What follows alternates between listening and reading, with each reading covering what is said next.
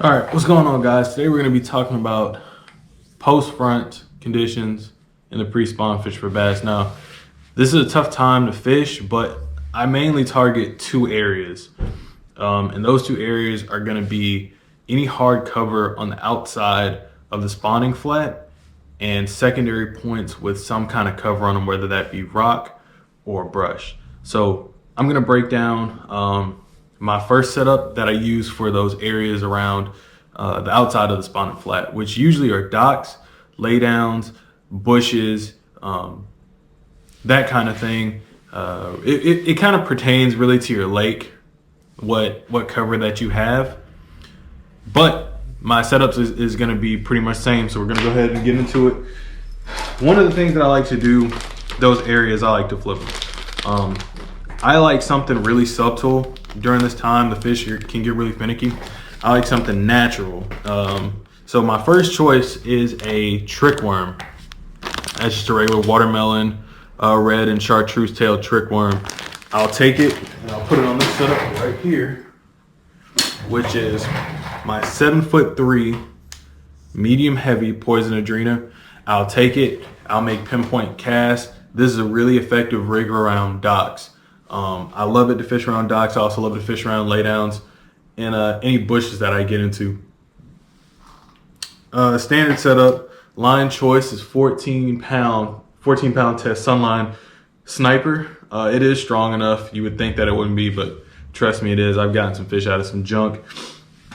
The hook is a 4/0 offset worm hook with a 3/8 ounce Picasso worm weight. That's a tungsten worm weight.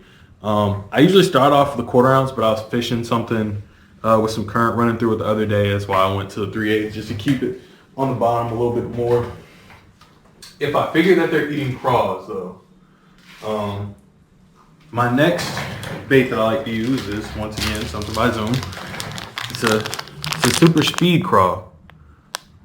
Now, with the super speed craw, I'm working it really slow around dock pilings, same stuff that I'm working that around. It's just that if I feel like they're feeding more so on craws and I want to represent that a little bit more, I will do that.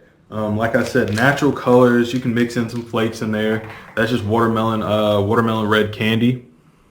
Sometimes I'll dye the ends, the claws.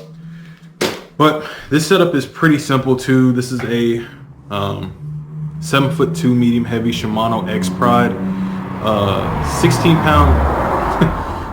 pound Sunline Sniper. Excuse the noise, guys. 16 pound Sunline Sniper, a 3/8, excuse me, a 3/8 Picasso flipping weight with a this is a 4/0 Gamakatsu flipping hook. And you guys don't have to have these setups. I know they're a little expensive, but do use something sensitive. These fish don't really bite super duper aggressive at this time. Sometimes you may pick up and you just may see your line walking off, or you may get that one really subtle bite that you can't feel on certain rods. So pick something sensitive. That's why I go to medium heavy instead of heavy during this time of year. And so for my next bait, what I'll do is, if I find that these fish are not on the outsides of that of the spawning flats, and I find that they've moved out to whether rock or maybe some offshore brush, they're just kind of scattered around on a secondary point, I'll pick up this guy right here. This is a 1/4 ounce Bill Lewis rattle trap.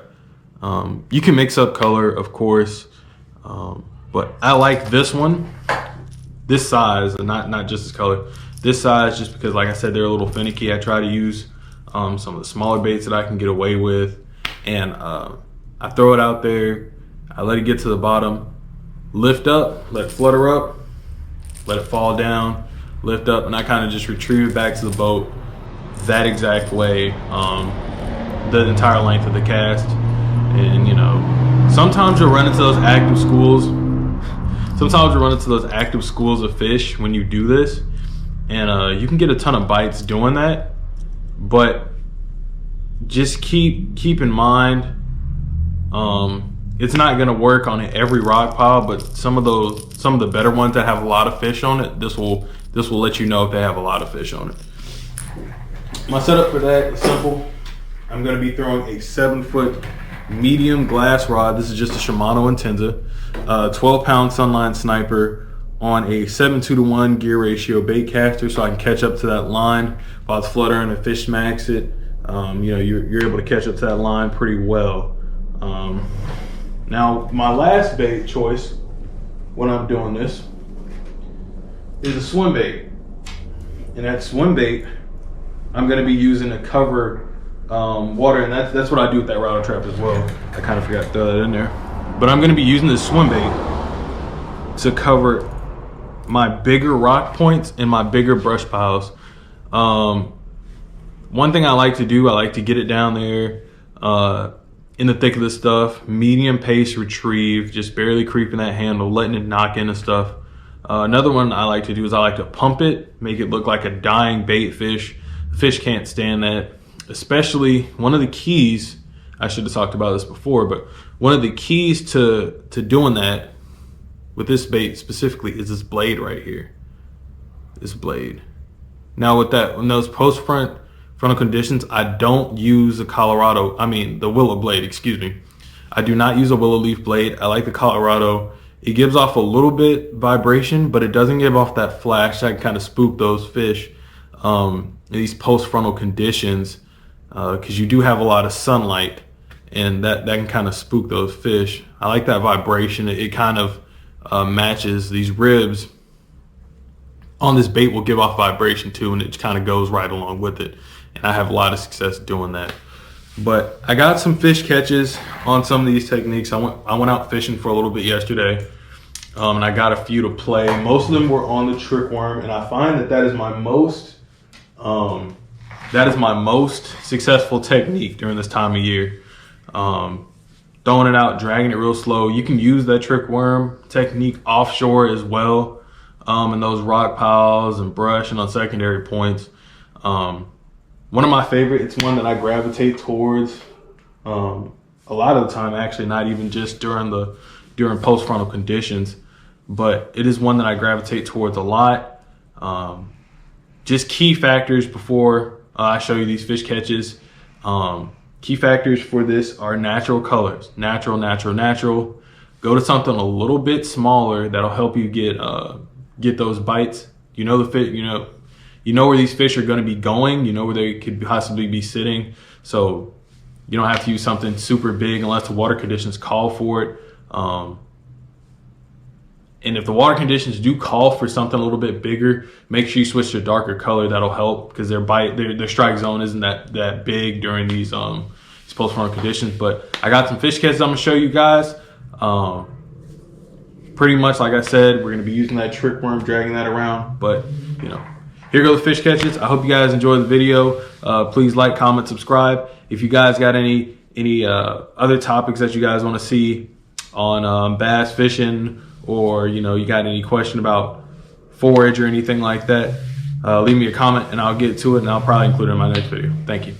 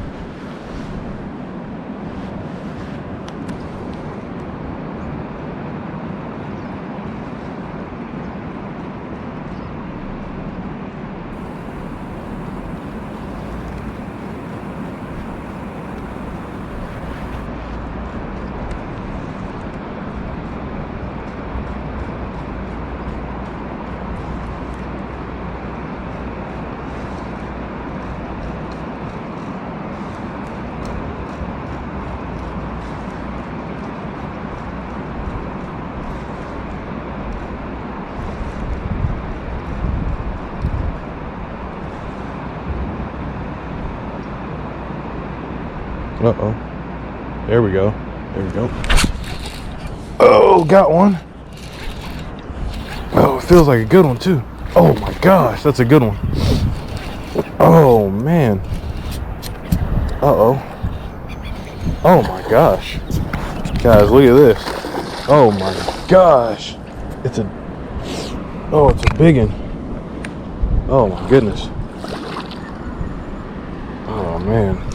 Oh yeah. Nice fat bass hook right in the top of the mouth. Come here, girl.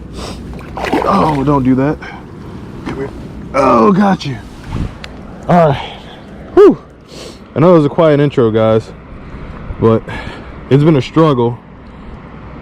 I took a few casts in some spots that I know that usually produce some good fish and no dice. So I kind of thought it was going to be an off day, but not with that big girl. Whew. That's a nice fish. Raise that up a little bit. That's a nice fish. I'd say maybe 4.5. Choked it. I'll explain what I'm doing in a second. Let me get this girl back in the water, get a good release, and we'll keep going. All right, there you go, girl. All right. Don't you do that. Oh, I don't think there's fish on them though. Yeah, let me give it a cast. I could just be seeing stuff.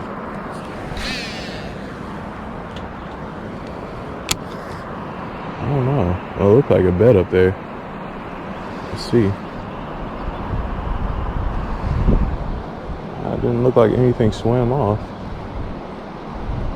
Might have pushed off it with this weather like it is.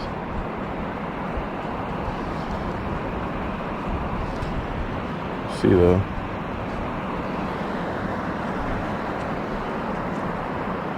Oh yeah, there we go. Oh yeah, there he is. You put it down? Oh, he's got it. There we go. There's another one. I don't think he's as big. Nah, a little one. Just dragging over these rock piles, guys. That's another little one. Wanted that worm really bad. Yeah, we got us another little one here. Slide this worm out of the way.